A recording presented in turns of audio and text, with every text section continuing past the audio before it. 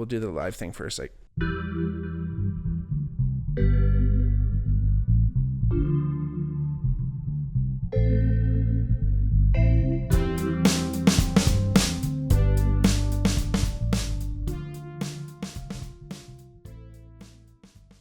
hey, what up, cuzzy wuzzies? Welcome back to the Bigmark podcast. It's me, your host, Bigmark. If it's your first time watching, welcome. If not, welcome back. Like I always say, if you ever want to reach out to the podcast, let us know how you feel about a podcast, one of our episodes. If you want to be on one of our episodes as a guest, please reach out, hit us up on our X or Insta at the Bigmark Pod or at the Bigmark Podcast. Your time is the most valuable thing, and I appreciate it, and that's the best way you can support the podcast is by, lending us that time and watching and listening and, doing exactly what you're doing right now. So thank you so much for all your support. But if you ever wanted to do a little bit more, like and subscribe on the YouTube, leave a rating, leave a message, hit up one of the comment sections, and then check out our Patreon, patreon.com/BigmarPod if you ever wanted to support in that way. So again, thanks everybody. Thank you all for being here tonight. Hopefully some other History Hyena fans are watching this right now and are as excited as I am, because just recently at the end of October, the boys, the cuzzies, Giannis Pappas and Chris DiStefano announced that they're bringing back History Hyenas, and that's what we're going to talk about today. You can go back and check out, one of 203 other episodes. But one of them we did do on the History Hyenas anyway, a little bit more in depth about it. This is a little bit more about their return and just how excited I am and just some fun leading up to them dropping it. Cause if you're a Patreon member for the Bay Ridge Boys or the History Hyenas Patreon, they have already dropped the episode. I have been listening, so for some context here, the History Hyenas is a podcast, and again, in honor of Giannis Pappas, I'll always say this is the podcast about the podcast, and I know he always jokingly said that was a, somewhat facetious, I'm sure, but again, I can't help but think about it, especially when he's the subject of the podcast, but, it was a comedy podcast hosted by Giannis Pappas and Chris DiStefano, as I mentioned before. I think it started back in, I want to say 2019 or something like that. I can't actually remember the initial date. Like I said, go check out the last episode we did on the History Hyenas about a little bit more detail. But they stopped doing it kind of extremely abruptly, seemingly, right at the height of the pandemic in 2021, during lockdown. It was one of the highlights, I would say, of the lockdown for myself was listening and discovering these guys, because I discovered them through Joey Diaz, the other comedian, podcaster, hilarious man extraordinaire. I don't know. Sorry, Joey. But, he was on an episode as a guest of the History Hyenas, and that's what brought me to them. So, shout out to the boys, shout out for having guests, and that's what brings you to the episode. So, I think Joey was already up in the hundreds, I would say, the number of podcasts they got to, and I don't even think they even got to 200 episodes. So, look at the Bigmark podcast. It's made it further than the original History Hyenas, although now that they're back, they're probably going to surpass me very quickly, but I'm happy. I'm excited for that. That's no big deal. I do these once a week. They might do it more than once a week. So it is what it is. It's actually kind of funny. When I was first starting my podcast, I was inspired by them, and I had reached out to the podcast, and at the time they were when I was listening to the podcast, they were switching producers, so I wasn't sure exactly who I was writing to. But one of their original producers, Emoji Face Mike, Mushy Mike, Mikey Emoji Face, Mikey Mush. He was one of the original producers, I should say. Then Vinati was there, and then Binky Mike or Homeless Mike or Homeless Pimp. He became the next the next producer. So I just kind of reached out to a generic mic. I said, I don't know if it's Binky or Emoji Face, but could you let me know like what equipment you guys use? I'm just starting my podcast. And then I think it was probably a week or two weeks after I sent that email, they canceled the podcast. So super bummer. It was funny. I actually read on the Patreon, I think it was Patreon, maybe even the Reddit, someone had wrote out this long kind of comment on, what it meant when the History Hyenas did, inevitably stop what they were doing, that we all kind of collectively experienced this, it was like a divorce of sorts, because we loved Chrissy and Yanni, and we always felt that they had some type of, serious connection, serious bond, that they were truly friends.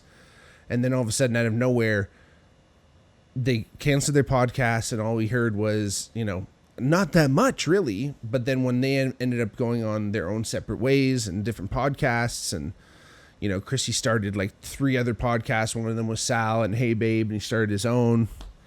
And Yanni started his own solo hour. And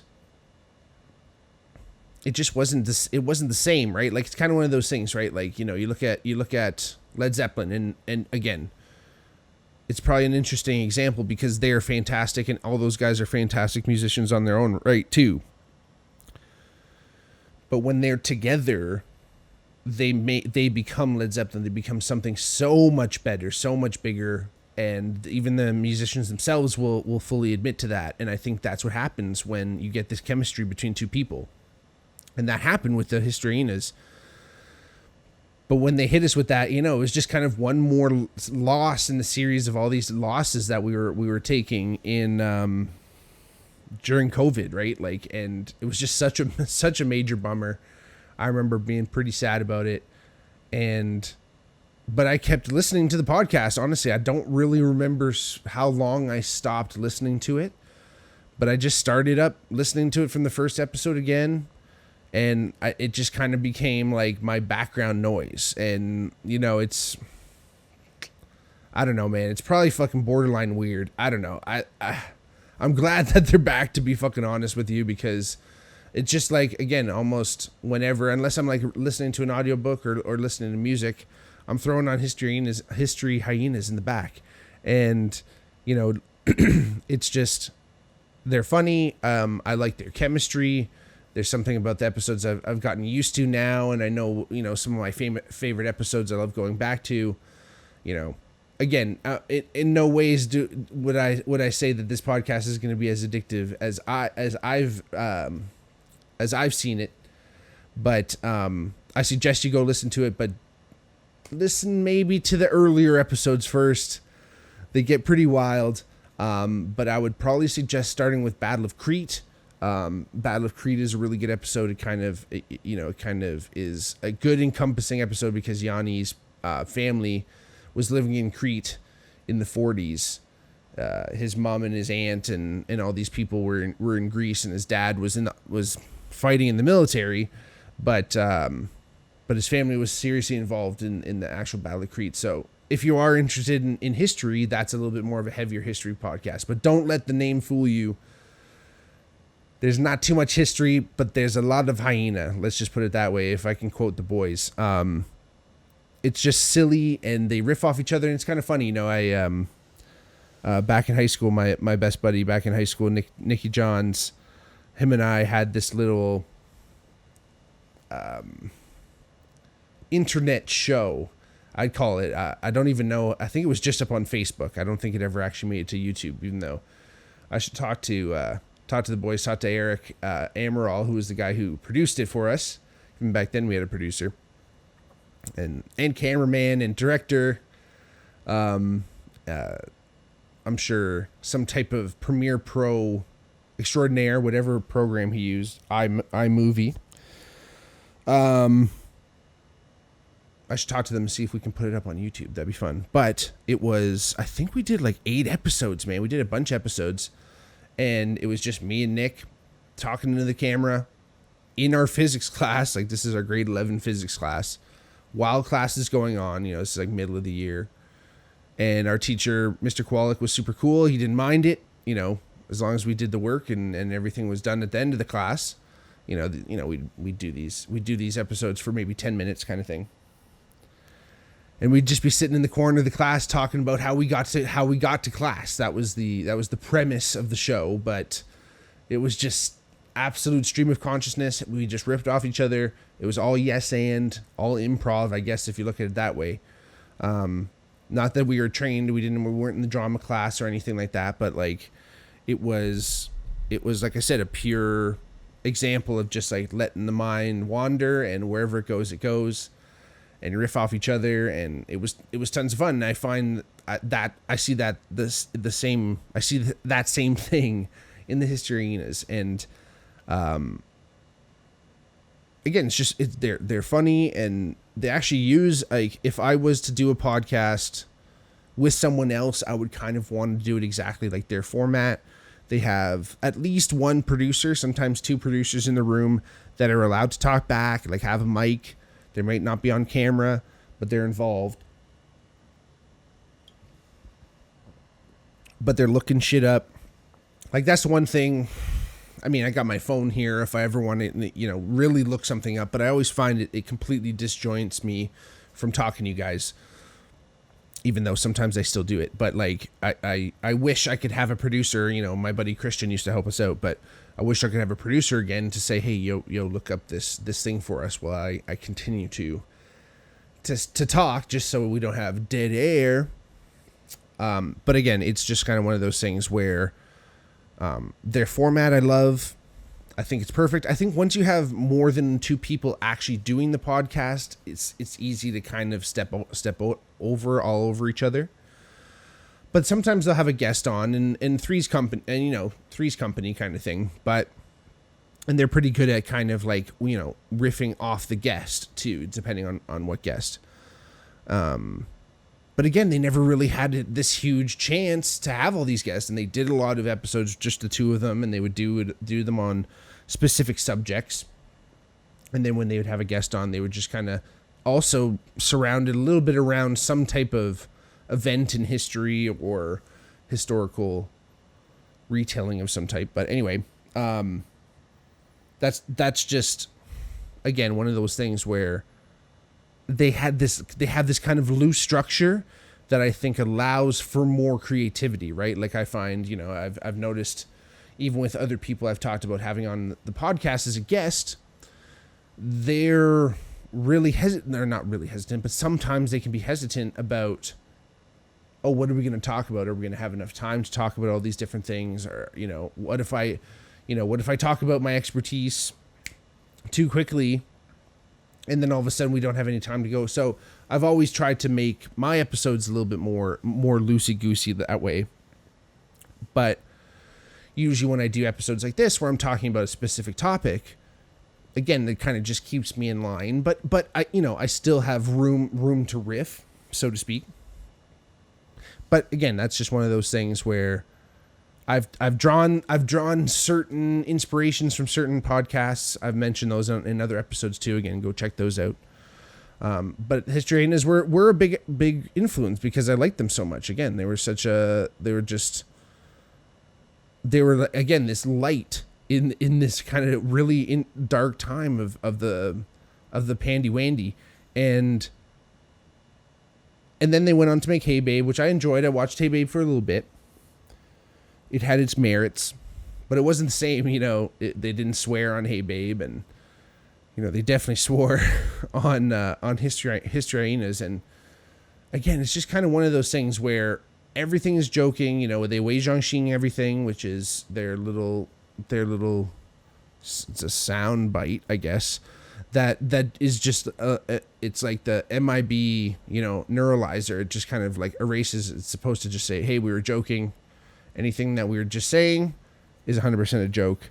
And they do their character pieces and they talk about all kinds of stuff. But again, that's kind of one of those things too with podcasts. It's like Shane Gillis got fucking canceled for saying something, doing a character piece and saying something in jest, and taken out of context. And then he was completely pilloried.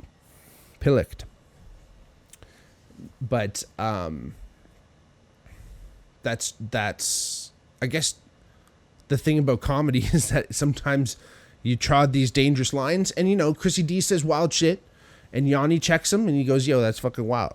What are you saying, dog? And like, again, it's funny, and that's what it's all about. And it's about being open to those things. And sometimes it's like, yeah, people fucking talk real about and the way I'm explaining this makes it sound like they're just saying fucking outlandish, like horrible, mean things. It's not that. They just joke and talk about history in a modern context. They talk about Queen Victoria and like her doing her thing, or like Queen Elizabeth, or like I think, I was just listening to the Queen Victoria one and just talking about her getting banged out and like just like having fun and living La Vida Loca and running the world and making big, and because she was a boss, a girl boss. So, but this is the thing, right? It's funny and it's unhinged, but doesn't have that air of circumstance. It doesn't put on airs for anybody. They're both guys are from New York. Chrissy's from kind of a little bit more of a working class background. Yanni's both parents were lawyers, so he was a little bit more privileged. But they're New York kids, and they've seen the world. Yanni's a little older. He grew up in a New York City that was a little bit rough and tumble. So they've seen the world. Chrissy's got his doctorate in physiotherapy, and he throws a ball back and forth with special needs kids. Then he quit that and became a comedian. And that they bring that sensibility to the episodes. They bring that vibe. They bring that energy. And maybe it's just the fucking accents that I love, but there's just something about the two of them. Then Venetia gets involved, and she's great, and she brings this female perspective to a lot of the episodes. I don't know if she's gonna be back. Like I said, just recently, I was listening to these episodes, like in this, like, re-listening to these old episodes, like, I was like looking through old pictures in a photo album and crying and just trying to relive all these old moments. Again, like I said, I just kind of got used to having those guys in the background, and it's just kind of one of those things, like I said, you throw that on, it's predictable, whatever. Maybe it's tism, maybe it's whatever. But I guess I had hope that they'd come back. Again, it's been a lot of fucking years. It's been like almost 3 years since they have been kaput. And I've still been fucking listening. I don't know if anyone else has been listening. If you know, like I said, if you're a History Hyena fan and that's brought you here to watch this episode, drop a comment. Let us know if you have been listening like I have, like a fucking mort.